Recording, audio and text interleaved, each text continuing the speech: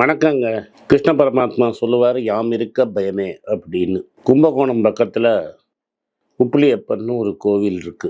அங்கே பெருமாள் இப்படி கை வச்சிருப்பார். அதில் மாமீக சரணம் பிரஜ அப்படின்னு சொல்லுவார். அதெல்லாம் அந்த காலங்க. இன்னைக்கு திருப்பதி லட்டுலேயே என்ன நடக்குதுன்னு உங்களுக்கு தெரியும். அதில் ஜெகன் ஒரு லெட்டர் எழுதிவிட்டான்.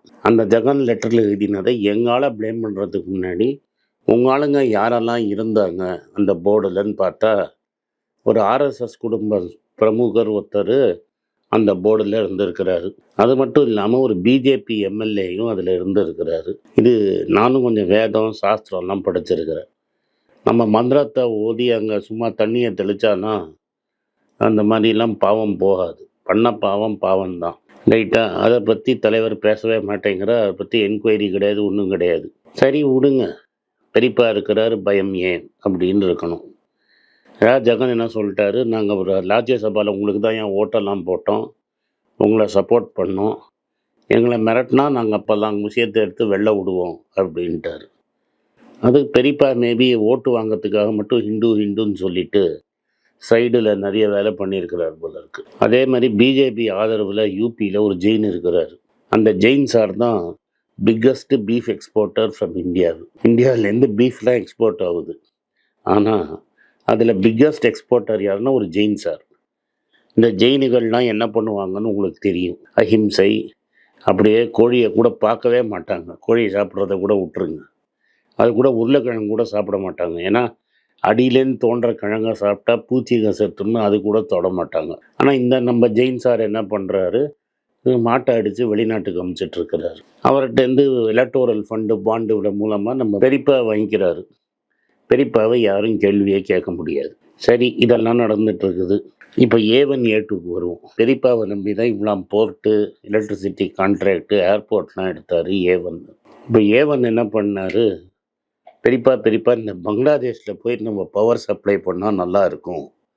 சரிடா மகனே, நீ பண்ணுறா ராசா, உனக்கு இல்லாததான்னாரு பெரியப்பா. ரொம்ப சந்தோஷப்பட்டார் A1. ஆனால் பெரியப்பா அங்கே போய் நம்ம பவர் பிளான்ட்லாம் போட முடியாது பெரியப்பா, நீங்கள் வேறு ஏதாவது வழி பண்ணுங்கண்ணா. ஜார்க்கண்டே பவர் பிளான்ட் போட்டுக்கிடாது. அதான் நம்ம விவசாயிகளை அடித்து விரட்டி அவங்க நிலத்தை வாங்கி அங்கே ஒரு பவர் பிளான்ட்டை கட்டி அது மூலமாக பங்களாதேஷுக்கு பவர் சப்ளை பண்ணுறது எப்படி டாலர்லேயே சம்பாதிக்கலாம். A1க்கு குசி தாங்கலை. 2017 பங்களாதேஷ் பவர் டெவலப்மெண்ட் போர்டோட கையெழுத்து போட்டாங்க. 1500 மெகாவாட் எலக்ட்ரிசிட்டி சப்ளை பண்ணுறது ஜார்க்கண்டில் இருக்கிற கோடா பிளான்ட்டு. இந்தியாவிலே முதல் வாட்டி பெரியப்பாயின் ஆசீர்வாதத்தோட ஒரு எலக்ட்ரிக் பிளான்ட் ரெடி பண்ணி இங்கே எலக்ட்ரிசிட்டி பவர் இல்லைன்னு சொல்கிறவனெல்லாம் கைட்டி விட்டுட்டு ஃபுல் பவர் பெரியப்பாவோட சீடன் பங்களாதேஷுக்கு அமுச்சிட்டு இருந்தார். டாலரில் காசு வாங்கிட்டு இருந்தார். அப்போவே பங்களாதேஷில் பல பேர் கும்ப சுற்றி கலாட்டா பண்ணிட்டு இருந்தாங்க. என்னென்னா, பெரியப்பா 2015 இந்த டீலை பற்றி ஷேக் ஹசீனாட்ட பேசினதாகவும், இந்த கறி விலை ரொம்ப ஜாஸ்தியாக இருக்கிறதாகவும், இதனால் நிறைய பணம் சம்பாதிக்கிறதாகவும் அப்படின்னு பல பேர் பேசினாங்க. இப்போ தான் பங்களாதேஷில் மாறிடுச்சு, நிலைமையே மாறிடுச்சு. பெரியப்பா என்ன சொல்கிறாரு, ஷேக் ஹசீனாவுக்கு டெல்லியில் அடிக்கலாம் கொடுத்துட்டாரு. இங்கே 2 நாள் இருந்துட்டு லண்டன் போவாங்கன்னு பார்த்தா லண்டன்லாம் வாங்கிக்க மாட்டேன், நீ ஏன் வச்சுக்கோங்கிறாங்க. இப்போ பங்களாதேஷ்காரன் என்ன சொல்கிறான், A1க்கு 1 வருஷம் பாக்கியை நாங்கள் கொடுக்க மாட்டோம், $80 மில்லியன் சொல்கிறாங்க, $100 மில்லியன் A1க்கு வர வேண்டிய காசை கொடுக்க மாட்டோம், கறி விலையோடு அட்ஜஸ்ட் பண்ணிட்டோங்கிறோம். இப்போ A1 கடனெல்லாம் வாங்கி விவசாயெல்லாம் அடித்து விரட்டி இங்கே ஒரு பிளான்ட்டை திறந்துட்டார். அந்த பிளான்ட்டை ஏதாவது பண்ணணும் அப்படின்னு பண்ணதுனால அதுக்கு என்ன சொன்னால், இந்தியாவிலேயே விற்கலாமே. இத்தனை நாள் இந்தியா தத்தி பிளடி இந்தியா, இவங்களுக்கால காசு கொடுக்க முடியாது, உங்களுக்கு எவன்டா கொடுப்பான் பவர்னு சொல்லியிருந்தவர் இப்போ இந்தியாவிலேயே விற்கலாமேன்னு ஐடியா பண்ணிட்டார். இந்தியாவிலேயே ஐடியா விக் பண்ணணும்னா எவனோ ஒரு புத்திசாலி என்ன சொல்லிட்டு 130 கிலோமீட்டர் டிரான்ஸ்மிஷன் லைன் போடு அப்படின்னு ரூல் எழுதிட்டான் ஒரு ஏஎஸ் ஆஃபீஸர். உடனே A1 என்ன பண்ணுறாரு, பெரியப்பாட்ட ஓடுறாரு. பெரியப்பா 130 கிலோமீட்டரில் லைன் போடணும்ல, எவ்வளோ நாள் ஆகும் பெரியப்பா, என்ன பீப்ஸ் இவ்வளோ பண்ணியிருக்கோம், நம்மக்குள்ளே இவ்வளோ பழக்கம், நீங்கள் போய் இப்படி சொல்கிறீங்களே, நியாயமா தர்மமா? நாங்கள் இப்போ என்னென்னா, இந்த central transmission utility of India technical லிமிட்டேஷன்ஸ்னால August 9 அதை ரிஜெக்ட் பண்ணிட்டான். அவன் August 9 ரிஜெக்ட் பண்ணானோ இல்லையோ, ஆகஸ்ட் 10ஆம் தேதி இந்தியன் கவர்மெண்ட் என்ன சொல்லுது, ஒரு ரெக்கமெண்டேஷன் சொல்லுது. கோதா பிளான்ட்டை வந்து இந்தியா கிரிட்டில் கனெக்ட் பண்ணுங்க. ஜியோ பொலிட்டிக்கல் டென்ஷன் இருக்குது, அதனால ஏவன் பாவம் பெரியப்பாவே சொல்லிட்டாரு, நீங்கள் இந்தியா கிரிட்டில் அவரை சேர்த்துக்கலாம். அண்ட் அந்த டியூஸ் எல்லாம் வந்து நம்ம முடிஞ்சால் நீங்கள் கொடுத்துருங்க. ஏதாவது பங்களாதேஷ் பவர் சப்ளை பண்ணதுக்கு நம்ம கொடுத்துடணும், அன்பெய்ட் டியூஸ் ஃப்ரம் பங்களாதேஷ். ஸோ சரி, அப்போ திரும்ப அந்த ஐஏஎஸ் ஆஃபீஸர் சொல்லிட்டான், அதுக்கு சட்டத்தில் இடம் இல்லையப்பா, நீ பெரியப்பா சொன்னாலும் சட்டத்தில் இருக்கணுமேன்னு சொல்லிட்டான். ஸோ பெரியப்பா வந்து பவர் மினிஸ்டரை கூப்பிட்டாரு, டேய் அப்படின்னாரு. ஆகஸ்ட் 12ஆம் தேதி பவர் மினிஸ்டர் என்ன சொல்லுது, guidelines for imported and export அப்படின்னு ஒன்று இருக்குது. கிராஸ் பார்டர் ஆஃப் எலக்ட்ரிசிட்டி ரூல்ஸ்னு ஒன்று இருக்குது. அந்த ரூல்ஸே மாற்றிட்டார். Plans exclusively meant to supply to other countries, in this case Bangladesh, can also sell power plan to sell power in இந்தியான்னு ஒரே நாளில் பிபி சத்தத்தை மாற்றிடுச்சு. எப்படி பாரு, நீங்கள் என்னடானா ராகுல் காந்தி A1 A2ன்னா கோச்சிக்கிறீங்க. இப்போ ஏவனுக்காக நாங்கள் சட்டத்தையே மாற்றிட்டோம். அதுக்கப்புறம் இந்த C2U அப்புறம் என்ன சொல்லிட்டான், சட்டம் மாறிடுச்சுன்னா பெரியப்பா சொல்லிட்டு அப்ரூவ்டு, நீங்கள் வந்து கனெக்ஷன் பண்ணிக்கங்கன்ட்டார். இந்த லக்கி சராய் சப்ஸ்டேஷனில் ஆகஸ்ட் 12ஆம் தேதியே நீங்கள் கணக்கில் சேர்த்துக்கங்கன்ட்டார். இப்போ ஏவன் அவர் சொல்கிறான், நீங்கள் ஆர்டரை தப்பாக போட்டிருக்க பாஸ், இந்த லக்கன் சராய் ஸ்டேஷன்லாம் சேர்க்க முடியாது, அதுக்கு ரொம்ப லைன் இழுக்கணும், அதுக்கு லைன் இழுக்கிறதுக்குலாம் பல நாள் ஆகும், அதுக்குள்ளே எனக்கு நஷ்டம் ஆகிடும், அதனால நீ பங்கான்னு இன்னொரு சப்ஸ்டேஷன் இருக்குது பக்கத்துலேயே, அந்த சப்ஸ்டேஷனில் சேர்க்கறதுக்கு எனக்கு பர்மிஷன் கொடுன்னு கேட்டிருக்கிறான். பட் இப்போதைக்கு அந்த சிஏஎஸ் சொல்லிட்டான், அதெல்லாம் முடியாது, லக்கன் சராயில் தான் சேருங்கிறான். லக்கன் சராய்க்கு இன்னும் பவர் இழுக்க முடியல. பெரியப்பா அதுக்குள்ளே அமெரிக்கா போயிட்டார். அமெரிக்காலேருந்து பெரியப்பா வந்தப்புறம் பார்க்கலான்னு சொல்லியிருக்காங்க. ஆனால் பெரியப்பா அதுக்குள்ளே ஹரியானா கூப்பிட்டா ஹரியானாக்கு போகவே மாட்டேங்கிறார். நார்மலாக பெரியப்பா எப்படின்னா, ஒரு எலெக்ஷன் நடக்குதுன்னா 10 வாட்டி போவார் அங்கே. இந்த ஹரியானா எலெக்ஷனுக்கு போகவே மாட்டேங்கிறார்.